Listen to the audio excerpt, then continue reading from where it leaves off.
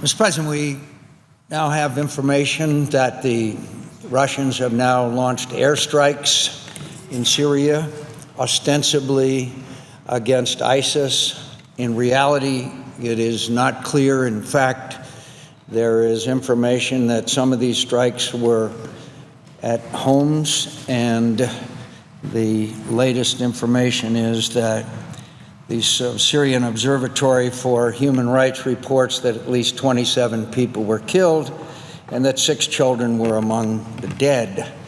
These strikes near the city of Homs is not under control of ISIS, of the Islamic State. So already we are seeing the true intentions of Vladimir Putin, which is to maintain a strong position in Syria, his foothold in the Middle East, and his propping up of Bashar Assad.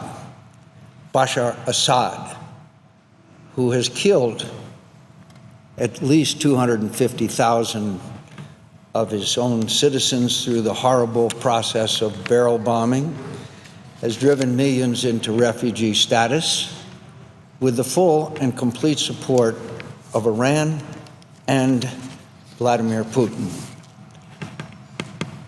I say to my colleagues, over the past 6.5 years, President Obama has sounded retreat across the Middle East.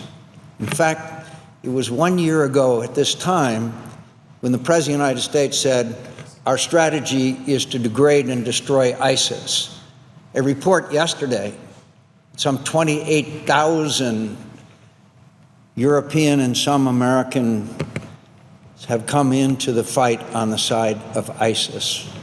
Mosul and Ramadi remain in the hands of ISIS, and of course, the continued advances of ISIS in Syria are well known.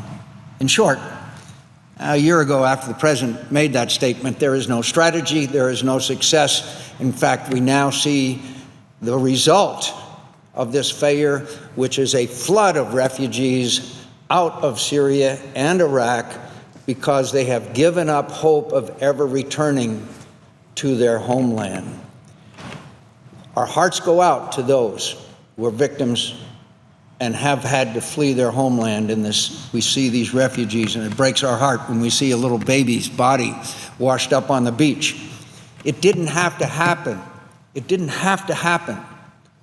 Everybody knows that when the President of the United States said they'd drawn a red line in Syria and didn't do it, it had a profound effect on the Middle East, including Sunni Arab states as well as Shia. Everybody knows that when the President turned down the recommendations of his Secretary of Defense, his Secretary of State, which happened to be Secretary Clinton at the time, and his Secretary of Defense to arm the Free Syrian Army, and he turned it down, was another seminal moment. This is a series of decisions or non-decisions which has led to the situation we see today, where Vladimir Putin may have inserted Russia into the Middle East in a way that Russia has not enjoyed since 1973, when Anwar Sadat threw the Russians out of Egypt. He's still on course to repeat this nightmare by withdrawing nearly all U.S. forces from Afghanistan, as well as we see in the last couple of days, the Taliban capturing the strategic city of Kunduz. And that is terrible in the respect that Kunduz is in the northern part of Afghanistan, where it was believed was fairly stable, showing the ability of the Taliban and the effects of our withdrawal. But I come back to Syria and the Russian activities today. After 4 years in Syria, the United States has stood by as Bashar Assad, his war on the Syrian people goes on and on and on. And as this slaughter, it's been the single greatest contributor to the rise and continued success of ISIL. Have no doubt it was Bashar Assad that gave birth to ISIL. The President has said for years, that Assad must go. But he has done nothing that has brought us any closer to achieving that outcome. My friends, it's not that we have done nothing, but what it is, we have not done anything that would reverse the trend and in any way further the goal that the President articulated a year ago, that we would degrade and destroy ISIL. In short, this administration has confused our friends, encouraged our enemies, mistaken an excess of caution for prudence, and replaced the risks of action with the perils of inaction. Into the wreckage of this administration's Middle East policy has now stepped Vladimir Putin. As in Ukraine, as elsewhere, he perceives the administration's inaction and caution as weakness, and he is taking full advantage. Over the past few weeks, Vladimir Putin has been engaged in a significant military buildup in western Syria, deploying strike aircraft. And by the way, he's also deploying aircraft that are air-to-air, not air-to-ground. My friends, ISIS has no air force. The significant buildup of bombers, tanks, artillery, Russian military personnel. Meanwhile, our Secretary of State calls Lavrov frantically and asks him what's going on. Not once, not twice, 3 times. My friends, it was obvious what Vladimir Putin is doing, and these airstrikes are a logical follow-on to his ambition, which he is realizing, to, 1, play a major role in Syria, preserve the port of Latakia, prop up Bashar Assad, and play a major role in the Middle East. And all of this is not lost on countries in the region. Today, Vladimir Putin escalated his involvement as Russian pilots carried out their first airstrikes in Syria. Initial reports, as I mentioned, are that they are hitting targets which are not controlled by ISIL. That should fool no one, because Vladimir Putin's primary authority and responsibility and ambition is to prop up Bashar Assad against all of his enemies. The White House has said, quote, "It's unclear exactly what Russia's intentions are." My friends, I am not making that up. The White House has said it's unclear exactly what Russia's intentions are. If the White House is confused about Putin's intentions and plans in Syria, then the United States is even worse trouble than many fear, because it's not hard to discern what Vladimir Putin wants. In fact, from Russia's military buildup in Syria to its recently announced military and intelligence coalition with Syria, Iran, and Iraq. Remember, Iraq is the country where we lost thousands of American lives, and now the Iraqi government announces sharing intelligence with Syria and Iran. Amazing, amazing.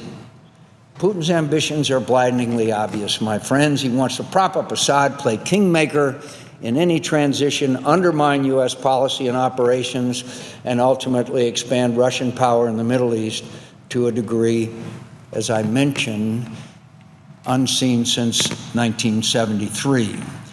This week at the United Nations, President Obama said, quote, "The United States is prepared to work with any nation, including Russia and Iran, to resolve the Syrian conflict." It requires self-delusion of tremendous scale to believe that Russia and Iran have any interest in resolving the Syrian conflict. They seek only to keep the murderous Assad regime in power.